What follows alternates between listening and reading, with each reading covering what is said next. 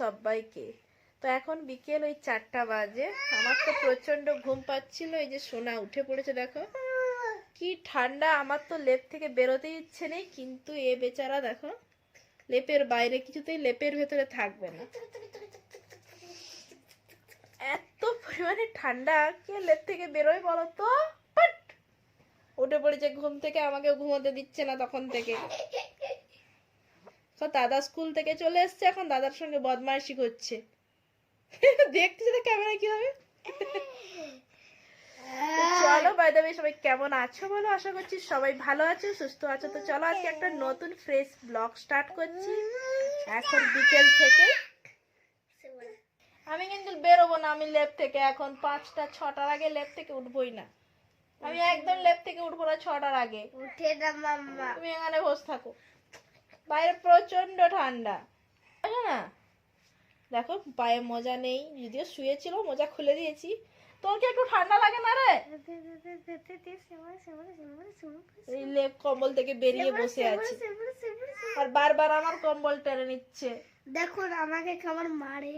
মারবেই তো, তুই বারবার তাকে জাপটে ধরছিস, সেই জন্য তোকে মারে। দেখুন আর ও গাল বাড়ালেই ওকে ঢাই ঢাই মারে।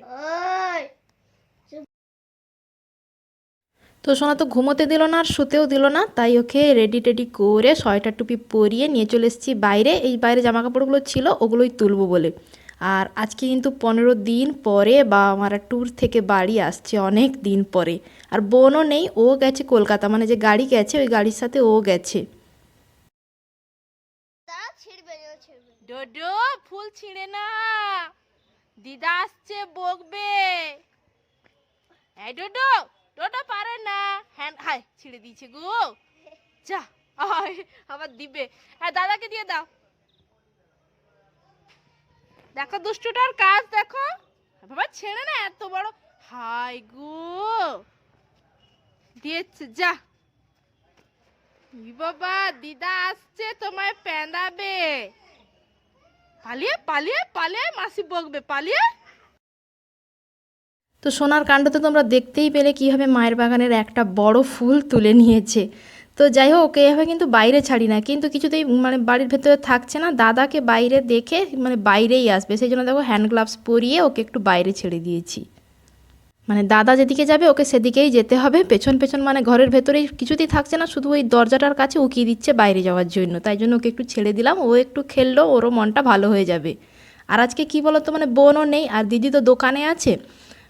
আর বোনও গেছে বলতে বাবারা কলকাতায় মানে হাওড়ায় নেমে কলকাতায় কিছু কাজ ছিল, মানে 15 দিন পর আসছে তো অনেক কাজকর্ম তো পড়ে আছে, তো এটা সেরে আসবে। আর যেহেতু মানে নিউ মার্কেটের কাছেই গাড়িটা রাখে, সেই জন্য মা বোনও চলে গেছে একটু নিউ মার্কেটে যাবে বলে। যেটুকু সময় বাবা কাজ সারবে ওই একটু সময় ওরা নিউ মার্কেটে কিছু কেনাকাটা ছিল ওইটা করার জন্যই গেছে ওরা। আর কয়েকদিন তো মানে কি মেঘলা ছিল, জামা কাপড় তো কিছুই শুকনো হচ্ছিল না। তো আজকে রোদ হয়েছে দেখে অনেক জামা কাপড়ই মানে ধোয়া হয়েছিল, মানে পড়েও ছিল আগের দিনের, ওই সবই মেলা হয়েছিল। তো সব কিছু তুলে এখন ভাঁজ করে নিচ্ছি। আর সোনা এখানে দাদার সঙ্গে বল নিয়ে খেলতে ব্যস্ত। দেখো বারবার ওই ঘরটার ভিতরে, অন্ধকার ঘরটার ভিতরে ঢুকে চলে যাচ্ছে, আর বারবার আমি নিয়ে আসছি আবার পালিয়ে যাচ্ছে। তো কী আর করবে, দুষ্টুমি তো করতেই থাকে সর্বক্ষণ, এখনও করছে। আর বাবা মারা যেহেতু আসবে তার আগেই সমস্ত জিনিসপত্র গোছগাছ করে রাখি আগে। আর একজনের কাণ্ড দেখো, কি কাণ্ড। মানে সব সময় ওকে যেখানে রাখি না কেন ও এসে ঠিক এই জায়গাটায় চলে আসবে। আর এই যে বালতিটা, ঠাকুরের বালতিটা, এখানে জল থাকে। ও একদিন মানে বুঝতে পেরেছে এই বালতিটায় জল থাকে, তো কালও চেষ্টা করেছিল ও, মানে কালকে সন্ধ্যেবেলা ও চেষ্টাই ছিল, মানে চলে এসেছিল বালতির কাছে, বালতিতে হাত ডুবিয়ে বসেছিল, মানে পারেনি, নিয়ে চলে এসেছি। আর আজকে দুপুরবেলা পুরো সাকসেস হয়েছে, বালতি পুরো উল্টেছে, মোজা প্যান্ট সব ভিজিয়েছে পুরো, এই যে পুরো জায়গাটায় পুরো জল ঢেলে দিয়েছে। তো পুকুর থেকেই বালতিটায় জল অল্পই আনা হয়, মানে এই যে ঠাকুরের থালা বাটিগুলো মানে গ্লাসগুলো ধোয়ার জন্য, তো এগুলো রাখা হয়। আর মানে এতটা বুঝতে পারিনি ও যে সব ঢেলে দেবে, পুরো ঢেলে বসে। দেখো বদমাসটা আবার চলে এসছে, বালতিতে আবার জল খুঁজছে। দেখো ঘটি, এই ঘটিতে জল নেই, ছেড়ে দে, ঘটিতে জল নেই, তুই ছেড়ে দে। ঠান্ডা লেগেছে ছেলেটার, তবুও বদমাইশি করছে কেমন দেখো। এই যে বাবার মতো বন্দুক তুলতে শিখে গেছ, হ্যাঁ? বাবার পরের কাজটা তুমি করবে? পাপা কি এরকম বন্দুক তোলে? কত খুশি, মানে রিভু দাদা নেই, রিভু দাদার বন্দুকটা পেয়ে গেছে। রিভু দাদা থাকলে তো দেয় না। পাপা ঢিচকেও মারো, পাপা কিভাবে মারে বন্দুক মারো। পাপা আসুক, পাপা ট্রেনিং দিয়ে দেবে তোমায়, ঠিক আছে? ওরে বাবা কি আনন্দ, পাপা এলে পাপার কাছ থেকে ট্রেনিং নিয়ে নেবে। হ্যাঁ, তো এই যে দেখো বাবা মারা চলে এসছে বাড়ি। 15 দিন পরে বাড়ির গার্ডিয়ান বাড়িতে এলো। তো ভালোই লাগছে, একদিন বাড়িটা ফাঁকা ফাঁকাই লাগছিল, যতই আমরা থাকি না কেন তবুও বাড়ির গার্ডিয়ান ছিল না, কেমন একটা ফাঁকা ফাঁকাই তো লাগছিল। তো এই যে দেখো আর বোনের ছেলে ওখান থেকে কি কিনে এনেছে ওইগুলো নিয়েই ঢুকছে, আর বোন তো নিচে নিচেই ঢুকতিছে। আর দেখো কত লাগেজপত্র, আবার ওখানে এত কিছু কেনাকাটা করেছে, আবার এক্সট্রা ব্যাগ কিনতেও হয়েছে। তো এইসব নিয়ে এখন ঢুকতিছে ঘরে। আর মারা তো গেছিলো দক্ষিণে, ওদিকে তো এতটা ঠান্ডাও নেই, মানে গরম তো ওদিকে, আর এদিকে এত ঠান্ডা, তো মার এখানে এসেই আবার ঠান্ডা লেগে গেছে।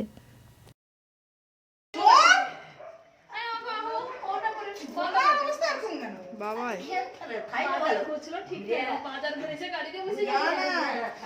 গরম থেকে ঠান্ডায় এসে ঢুকিছে না।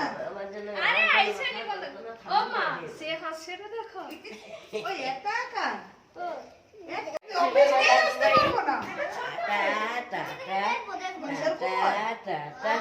ছবি দেখি।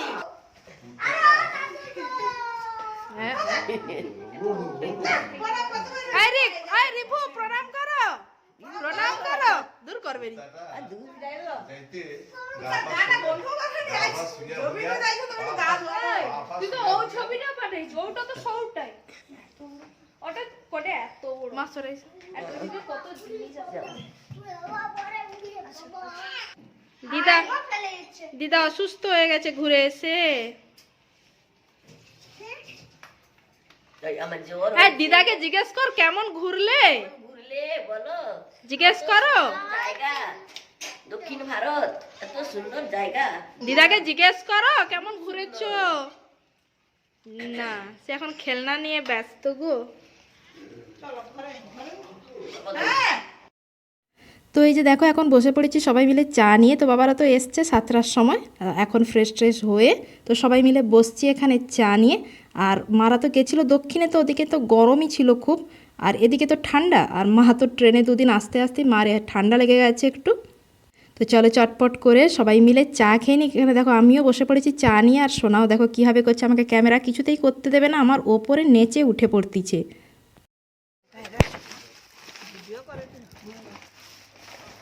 এই দেখো তো মা কতগুলো চকলেট এনেছে ওখান থেকে। সবার জন্য সব নাতি নাতনিদের জন্য। এই যে ডাব্বা ভর্তি এলাচ। ওখানে কি এলাচ ফেমাস? ওখানে কি এলাচ ফেমাস? এই যে ওখানে চকলেটের সব কত কারখানা থেকে কত চকলেট এনেছে, চকলেট। এটা কি? ও লবঙ্গ। এই যে কত ট্রফি এনেছে, ট্রফি। খাবে সুন্দর। আর এই যে ধূপ।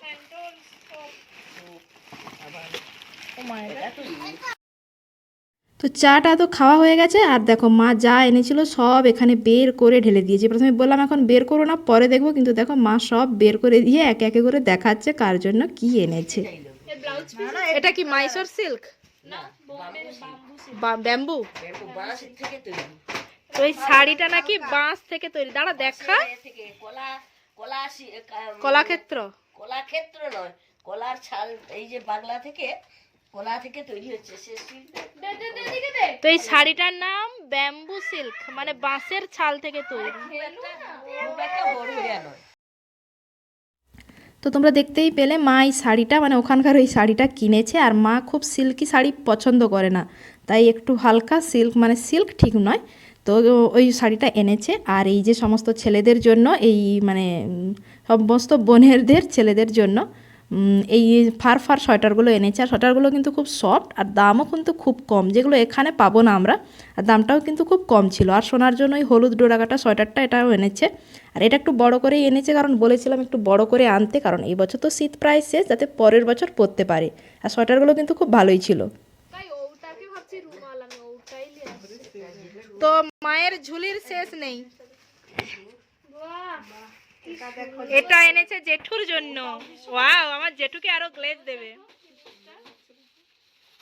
এটা কত? এটা কত জেঠুরটা? 1900। আর এই যে আমাদের এটা জামাইদের জন্য, দিতে নেই, সম্পর্ক খারাপ হয়ে যায়। জামাইদের জন্য রুমাল। এত কেন যে আর এখানে এই দুই ভাইয়ের কাণ্ড দেখো, মানে পুরো চিপসের ডাব্বা নিয়ে বসে গেছে। আর এই চিপসটা হলো কলার চিপস, যেহেতু দক্ষিণ ভারত গেছিলো আর ওখানে তো কলা ফেমাস, তো সেই জন্য এই কলার চিপসটা ওখান থেকে এনেছিল। তো ওটা নিয়েই বসে গেছে এখন। আর মানে শক্ত সোনা পারছে না, কিন্তু ছাড়ছেও না। আর বোন যেহেতু গেছিলো নিউ মার্কেট, তো ওখান থেকে বলেছিলাম এই চিকনকারি কুর্তিটা এনেছে আমার জন্য। আর মেজদির মেয়েও নিয়েছে ব্ল্যাক কালারের সেম। আর এই যে দেখো, এটা হলো স্যান্ডেল সোপ। আর ওখানে প্রচুর চন্দনের গাছ রয়েছে, তাই অনেক কিছু মানে চন্দনের প্রোডাক্টগুলো খুব বেশি আছে। তো এই যে দেখো, চন্দন দিয়ে বানানো সাবান, তারপরে ওই চন্দনের ক্রিম, চন্দন কাঠ, তো এই সবই এনেছে মা। এই দেখো চন্দনের ক্রিম, এটা সেন্টটাও কিন্তু দারুণ। তো ওই যে দিদির মেয়ে বসে বসে মাখছিল, ওকে বললাম অল্প নে, কতটা নিয়ে মাখছে দেখো। আর কিন্তু মানে ক্রিমটাও কিন্তু খুব সুন্দর, মানে হাতে ব্লেন্ডও হচ্ছে খুব ভালো, আর একটা স্মেলও দিচ্ছে কিন্তু খুব সুন্দর। আর ওই যে দেখো ধূপও এনেছে সবার জন্য। তো একজনের কাণ্ড দেখো, ঘুমিয়ে গেছে।